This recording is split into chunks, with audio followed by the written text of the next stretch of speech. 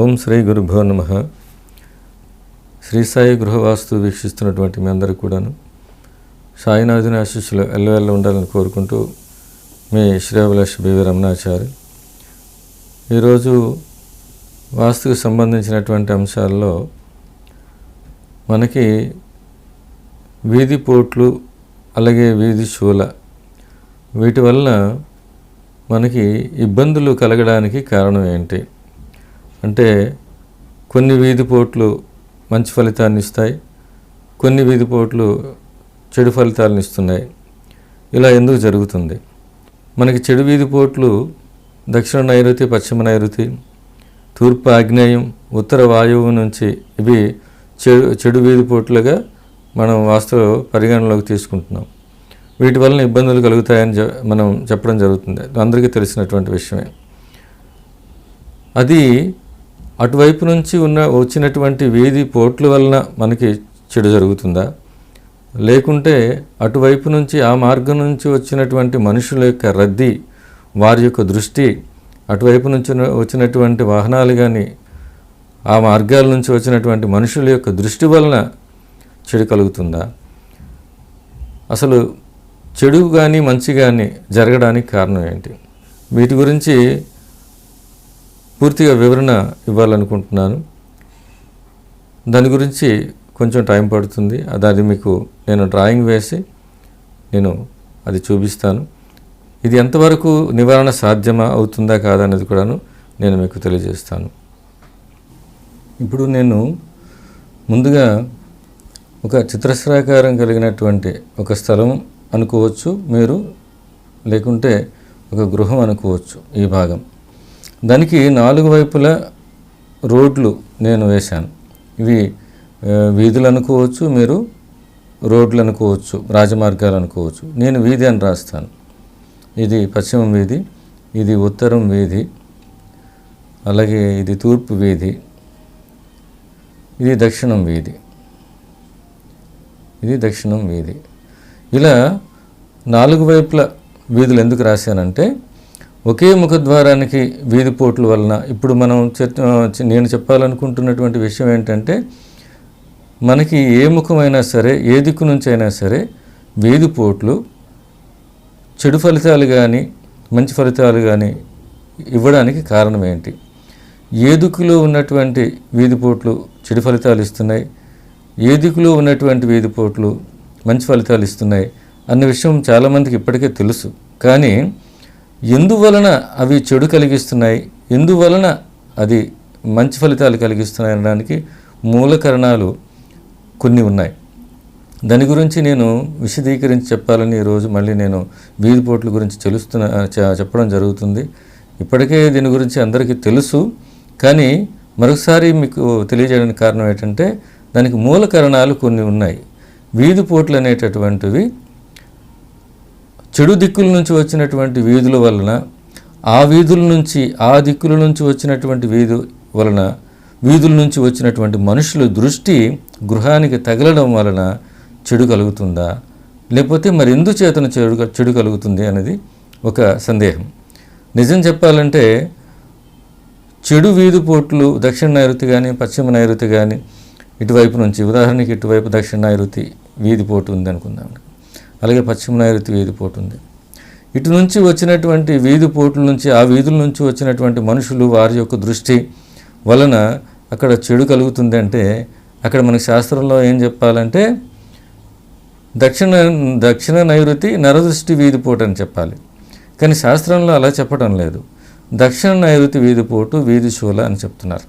ఇక్కడ నరదృష్టి కలగడం వలన ఈ ప్రాంతం నుంచి, దక్షిణ నైరుతి నుంచి కానీ అలాగే పశ్చిమ నైరుతి నుంచి కానీ వీధి పోటు కలగడం అనేది, నరదృష్టి వలన కలగడం అనేది కరెక్ట్ అయినటువంటి విషయం కాదు. దానికి ఎందుకు కాదనడానికి నేను కొన్ని విషయాలు చెప్తాను. కానీ ముఖ్య కారణాలు ఏంటంటే, ఇప్పుడు మంచి చెడు అనేది ఎందుకు కలుగుతుందంటే, ఒక దిక్కుని 2 భాగాలుగా చేసినప్పుడు, అంటే ఒక భాగం ఉచ్చ స్థానంగాను ఒక భాగం నీచ స్థానంగాను ఏర్పడతాయి. అలాగే అవి ఎలా ఏర్పడతాయంటే, ఇది దక్షిణ భాగం, ఇది ఖాళీ స్థలం అనుకుందాం, లేదంటే గృహం అనుకుందాం. ఇది కాంపౌండ్ వాల్, గృహం అయితే కాంపౌండ్ వాల్, ఇంకా లోపల గృహం ఉంటుంది. దక్షిణం రోడ్డు కలిగినటువంటి ఈ గృహం అనుకుందాం. దీనికి మనం దక్షిణాగ్నేయంలో డోర్ పెట్టుకున్నారు. ఇప్పుడు దక్షిణముఖం గురించి వివరిస్తే ఇంచుమించుగా మీకు అన్ని దిక్కుల గురించి కూడా తెలుస్తుంది. ఇక్కడ దక్షిణాగ్నేయంలో ముఖద్వారం ఉంది, గేట్ ఉంది, అలాగే ముఖద్వారం కూడా ఉంటుంది.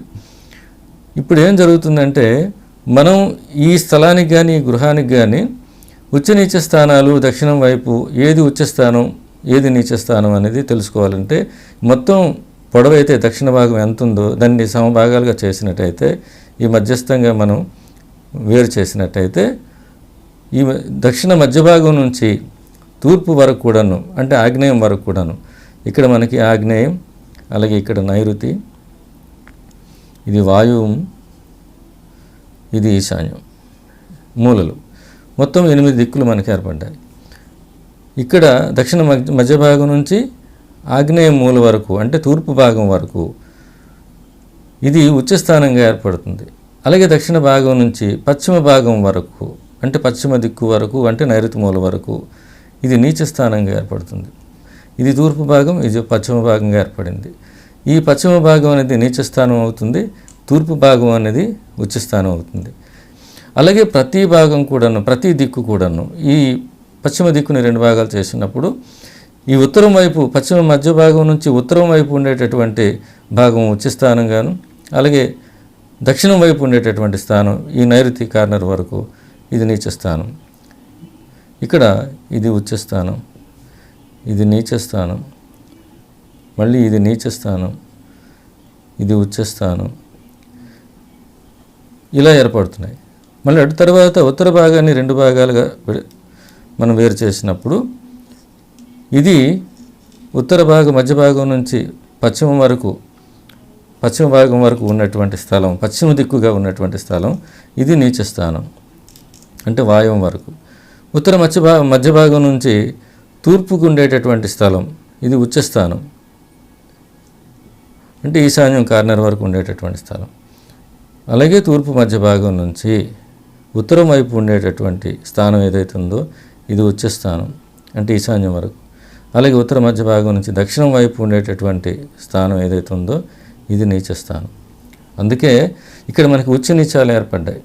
ఇప్పుడు ఒక దిక్కుని ప్రధానంగా తీసుకొని ఆ దిక్కు నుంచి వచ్చినటువంటి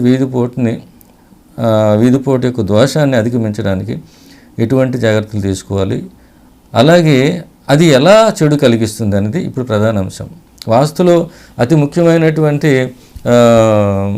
విషయం ఏంటంటే గృహం వాస్తు ప్రకారం కట్టుకున్న నైసర్గిక వాస్తు అనేటటువంటిది చాలా ప్రధానమైనటువంటి అంశం. నైసర్గిక వాస్తు అంటే మన గృహానికి ఉండేటటువంటి చుట్టూ వీధులు, అలాగే చుట్టూ ఉండేటటువంటి గృహ నిర్మాణాలు, వాటి యొక్క ప్రభావం, అలాగే చుట్టూ ఉండేటువంటి రహదారులు, వాటి యొక్క ప్రభావం, వాటికి నైసర్గిక వాస్తు అంటారు. కొన్ని చోట్ల గృహంలో వాస్తుపరంగా పెద్ద విశేషమే ఉండదు, కానీ వాటికి నైసర్గిక వాస్తు యొక్క బలం ఎక్కువగా ఉండడం వలన అధికమైనటువంటి నైసర్గిక వాస్తు బలం వల్ల గృహంలో వాస్తు దోషాలు ఉన్నప్పుడు కూడాను వాళ్ళు బాగున్నటువంటి గృహాలు చాలా ఉన్నాయి. దీనికి నైసర్గిక వాస్తు బలం చాలా అవసరం అని పెద్దలు శాస్త్రవేత్తలు చాలామంది చెప్పినటువంటి విషయం. కానీ నైసర్గిక వాస్తుని దృష్టిలో పెట్టుకున్నట్టయితే దాని యొక్క బలం ఎలా ఉంటుంది అనేది అది గృహాన్ని చాలా ఉచ్చస్థితికి తీసుకెళ్తుంది. అలాగే ఎంత వాస్తు ప్రకారం కట్టుకున్నా సరే కొంతవరకు వ్యతిరేకత చూపించడం జరుగుతుంది. అది ఎలాగంటే ఇప్పుడు దక్షిణ భాగాన్ని ఇది రాజమార్గం అనుకుందాం, వీధి ఇది ఇలా వెళ్ళిపోతుంది, దక్షిణం వీధి అనుకుందాం, అలాగే ఇటువైపు తూర్పు వైపు కూడా వీధి వెళ్ళిపోతుంది. ఇప్పుడు దీనికి దక్షిణ నైరుతి వీధిపోటు ఏర్పడింది. వీధిపోటు ఈ వీధిపోటు చెడు ఎందుకు చేస్తుందంటే ఇది ఈ గృహం యొక్క కాంపౌండ్ వాళ్ళకి నీచ స్థానానికి తగలడం వల్ల, నీచ స్థానానికి ఎదురుగా వచ్చి పూర్తిగా నైరుతి భాగానికి అది తాకటం వలన అది చెడు కలిగిస్తుంది అనేది శాస్త్రం చెప్పినటువంటి విషయం. ఇలా దక్షిణ నైరుతి నుంచి వచ్చినటువంటి వీధి ఈ కాంపౌండ్ వాళ్ళకి తగలడం వలన అది చెడు కలిగిస్తున్నది. ఈ నీచ స్థానానికి తగలడం వలన చెడు కలిగిస్తుంది.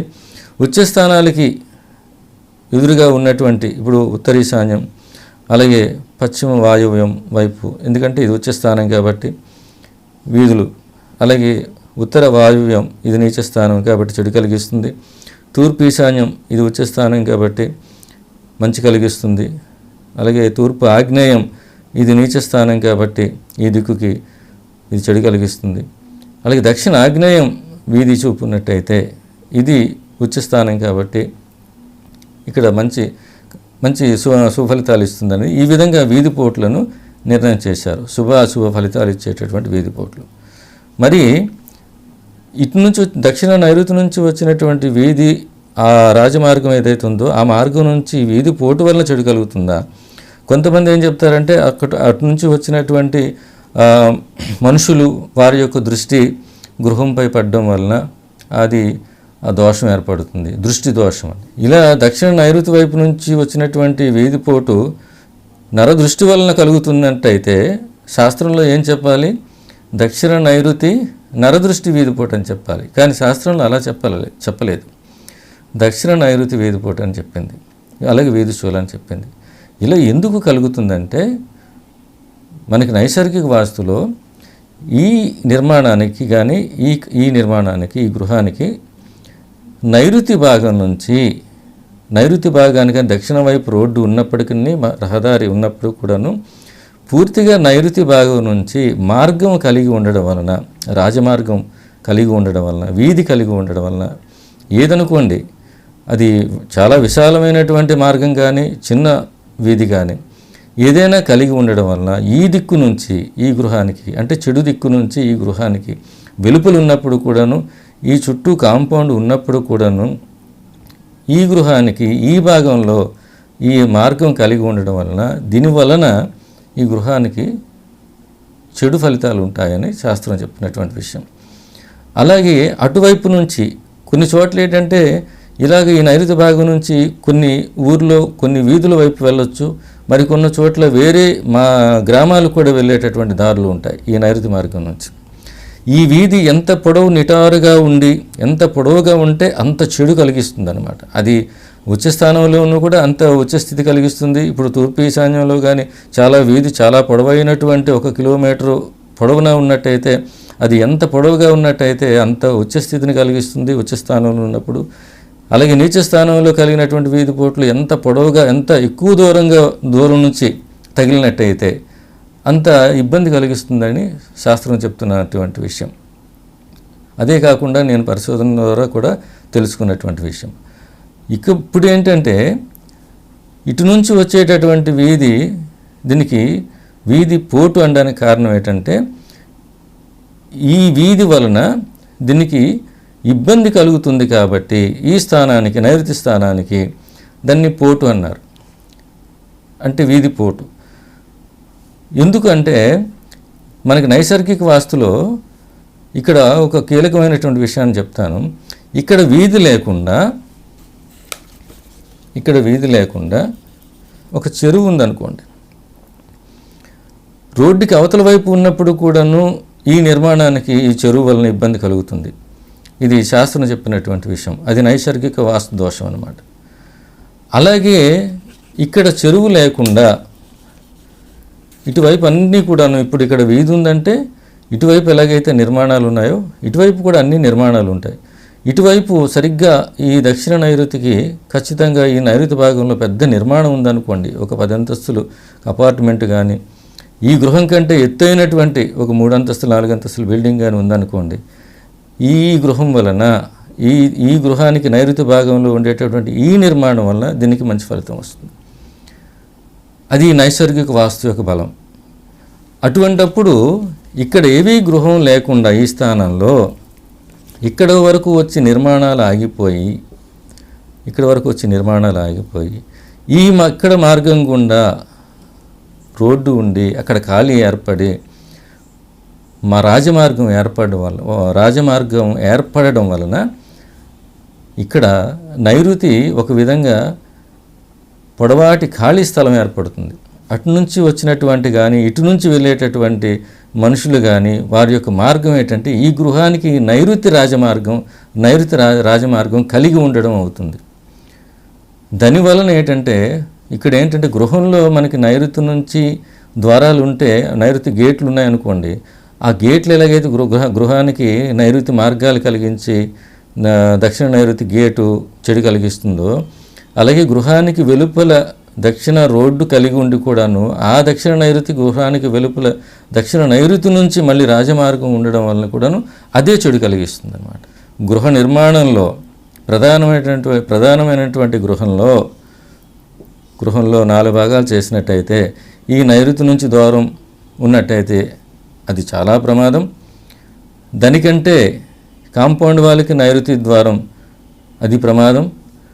దానికంటే ఇది 3వ స్థానానికి వస్తుంది. అంటే గృహం వెలుపల కాంపౌండ్ వాళ్ళకి నైరుతి ద్వారం, నైరుతి గేటు, గృహ పైభాగంలో వెలుపల భాగంలో రాజమార్గానికి నైరుతి భాగానికి ఎదురుగా రాజమార్గం అనేది ఇది 3వ స్థానం. అందుకే ఇది మనం ఎంత బాగా చేసుకున్నా సరే ఈ 3వ స్థానం ఇది కూడా మనకి చెడు కలిగిస్తుంది.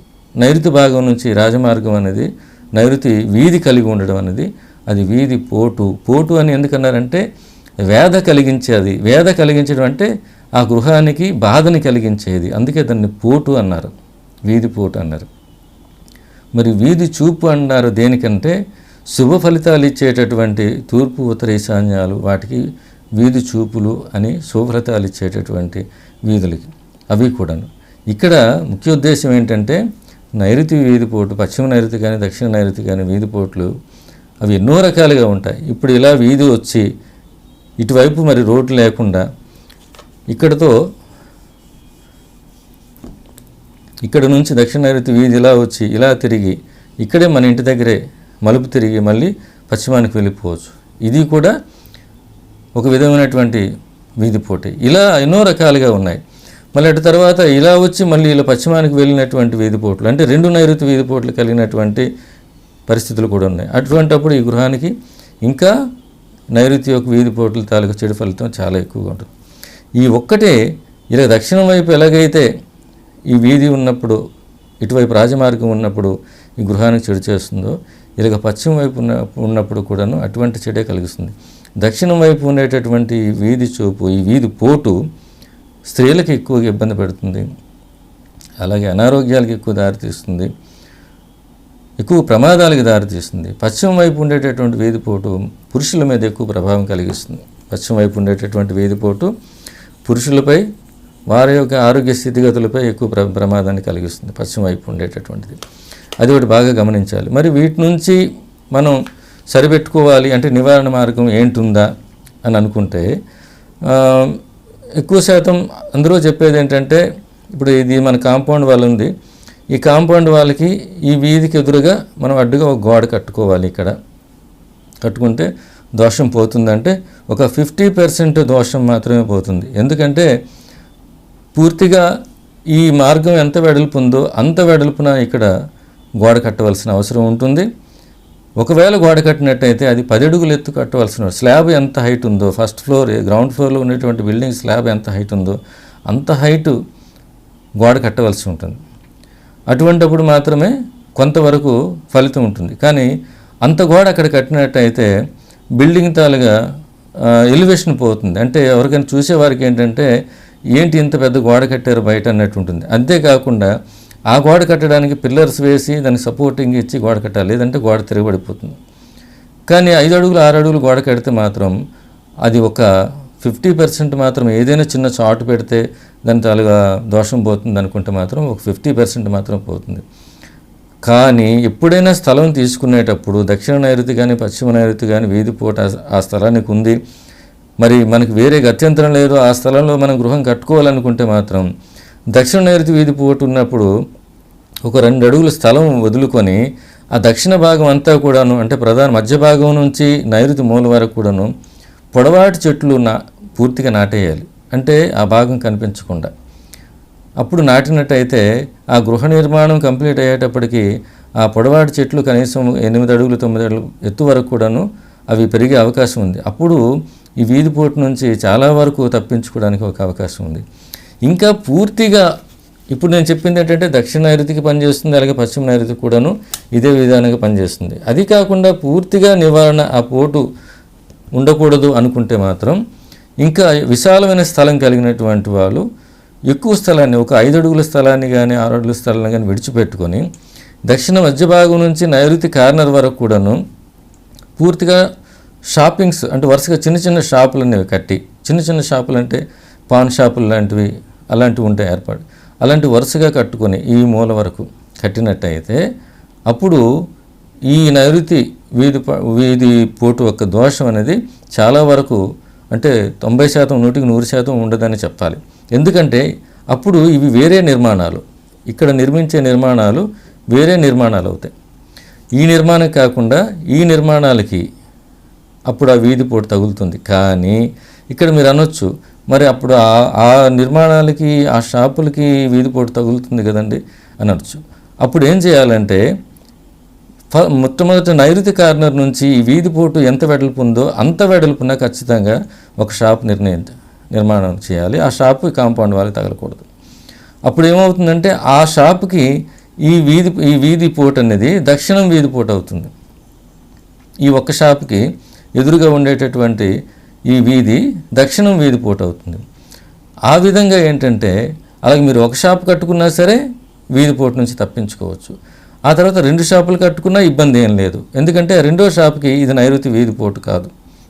ఎందుకంటే ఇదంతా ఒకే షాప్ అయినప్పుడు మాత్రం మళ్ళీ ఇది దక్షిణ నైరుతి వీధి పోటుగా ఈ షాపుకి వర్తిస్తుంది.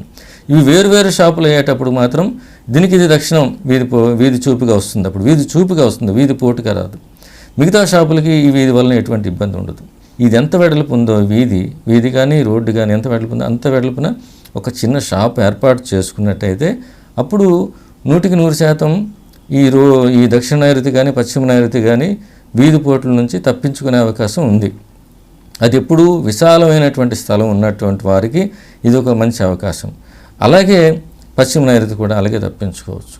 అలాగే తూర్పు ఆగ్నేయం కూడాను ఒక చిన్న షాపు, ఆ వీధి ఎంత వెడల్పు ఉంటే అంత వెడల్పు, తూర్పు ఆగ్నేయంలో కూడాను ఒక చిన్న షాప్ లాంటిది కట్టుకొని ఉంచుకున్నట్టయితే అప్పుడు ఈ షాప్కి ఏంటవుతుంది, ఇది తూర్పు వీధి పోటు అవుతుంది. ఇప్పుడు ఇక్కడ మీరు అనొచ్చు, ఇక్కడ దక్షిణం వీధి పోటు ఇది మంచిదేనా అంటే ఇక్కడ దక్షిణ నైరుతి వీధి పోటు అనేది అశుభాన్ని కలిగిస్తుంది. దక్షిణ మధ్య భాగంలో కలిగినటువంటి వీధి పోటు మిశ్రమ ఫలితాన్ని ఇస్తుంది. అంతే మంచి చెడు మిశ్రమ ఫలితాన్ని ఇస్తుంది. అలాగే పశ్చిమ మధ్య భాగంలో తగిలినటువంటి వీధి పోటు ఇది కూడా మిశ్రమ ఫలితాన్ని ఇస్తుంది. మిశ్రంగా ఉంటుంది అన్నమాట. చెడు చేయదు, అలాగని అద్భుతమైనటువంటి ఫలితం ఇవ్వదు. 0 degreesలో నార్త్ ఉండేటప్పుడు పశ్చిమ మధ్య భాగం కానీ, దక్షిణ మధ్య భాగం కానీ, తూర్పు మధ్య భాగం కానీ, ఉత్తర మధ్య భాగం కానీ మంచి ఫలితాలు ఇస్తాయి. అది కంపల్స్కి 90 degreesలో లేనప్పుడు మాత్రం దక్షిణ పశ్చిమ మధ్య భాగాల్లో ఉండేటటువంటి వీధి పోట్లు అవి మిశ్రమ ఫలితాలను ఇస్తాయి. అది అక్కడ శాస్త్రవేత్తలని దృష్టిలో పెట్టుకొని శాస్త్రవేత్తలని ఆ స్థలాన్ని చూపించి వారి యొక్క సలహా మేరకు వారు అక్కడ కంపస్ వేసి ఆ దిక్కులను పరిశీలన చేసి అది ఎంతవరకు ఆ దిక్కులు ఆ వీధి పోట్లు అనేవి ఫలితాన్ని ఇస్తాయి, దానివల్ల మంచి చెడులు అనేవి అది శాస్త్రవేత్తలు నిర్ణయించి మనకి సలహా ఇవ్వాలి తప్ప ఎవరికి వాళ్ళుగా ఈ పశ్చిమ మధ్య భాగం కానీ దక్షిణ మధ్య భాగం కానీ ఇవి మంచి అనుకోవడం అనేది కరెక్ట్ కాదు. ఇది శాస్త్రవేత్తలు దృష్టిలో పెట్టి మీరు నిర్మాణం చేయాలి. అలాగే పశ్చిమ నైరుతి దక్షిణ నైరుతి వీధి పోట్లు సర్దుబాట్లు ఈ రెమెడీలు కూడా నేనైతే చెప్పాను. కానీ మీరు శాస్త్రవేత్తను సంప్రదించినప్పుడు మాత్రమే వాళ్ళు చూసి ఆ వీధి పోటు నివారణ ఎలా చేస్తే బాగుంటున్నది అనేది అక్కడ వాళ్ళు స్వయంగా స్థలాన్ని చూసి పరిశీలన చేసి నైసర్గిక వాస్తుని దృష్టిలో పెట్టుకొని స్థల పరిశీలన చేసి వాళ్ళు చెప్పినప్పుడు మాత్రమే మీకు మంచి ఫలితం వస్తుంది. ఈ నైసర్గిక వాస్తు నైరుతి భాగంలో ఏ గృహానికైనా సరే నైరుతి భాగంలో ఎత్తైన నిర్మాణాలు ఉన్నప్పుడు రోడ్డుకి అవతల కానీ పక్కన కానీ, ఇప్పుడు పశ్చిమ భాగంలో ఎత్తైనటువంటి బిల్డింగ్ ఉందనుకోండి, దాని తాలూకు ఫలితం దీనికి ఉండనే ఉంటుంది. అలాగే దీనికి దక్షిణ భాగంలో నైరుతిలో ఒక 3 అంతస్తులు కానీ మేడ కానీ లేకపోతే ఒక అపార్ట్మెంట్ ఉన్నా సరే ఈ గృహానికి ఎలాగైతే మంచి ఫలితం ఉంటుందో కొంత ఈ రోడ్లు కూడాను ఈ భాగంలో రాజమార్గాలు నైరుతి రాజమార్గాలు అనేవి అంటే ఈ గృహానికి నైరుతుల నుంచి రాజమార్గాలు ఉండడం వలన వీటికి కీడు జరుగుతుంది, అంటే అశుభం అంటే చెడు ఫలితాలు ఇస్తుందని శాస్త్రవేత్తలు పరిశోధన ద్వారా మనకు తెలిపినటువంటి విషయం. మిగతావన్నీ గురించి అందరికీ చెప్పవలసిన అవసరం లేదు. ఇక్కడ దక్షిణ నైరుతిని ఇలాగా వీధి పోటు నివారణ ఎలా చేసుకోవాలో, అలాగే పశ్చిమ నైరుతి, అలాగే ఉత్తర వాయువు, తూర్పు ఆగ్నేయం వీధి పోట్ల నుంచి కూడాను అదే విధమైనటువంటి నేను చెప్పినటువంటి విషయాలను పాటించినట్టయితే ఆ వీధి పోట్ల నుంచి అంటే కొంత పరిహారం జరుగుతుంది, నివారణ జరుగుతుంది, మంచి ఫలితాలు కూడాను పొందడానికి అవకాశం ఉంది.